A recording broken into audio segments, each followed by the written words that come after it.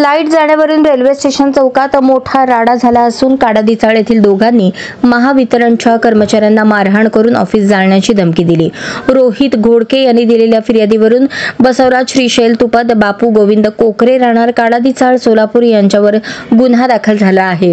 ही घटना 21 मे 2025 रोजी रात्री 10:15च्या सुमारास रेल्वे स्टेशन गांधी पुतळ्यासमोर घडली।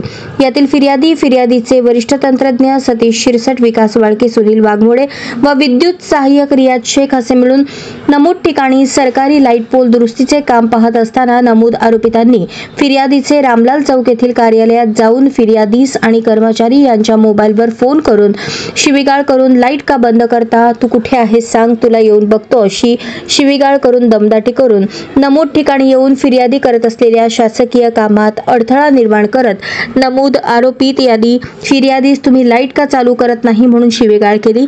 तेवढ्यात आरोपित क्रमांक 1 याने फिर्यादीच्या गालावर जोरात चापट मारली।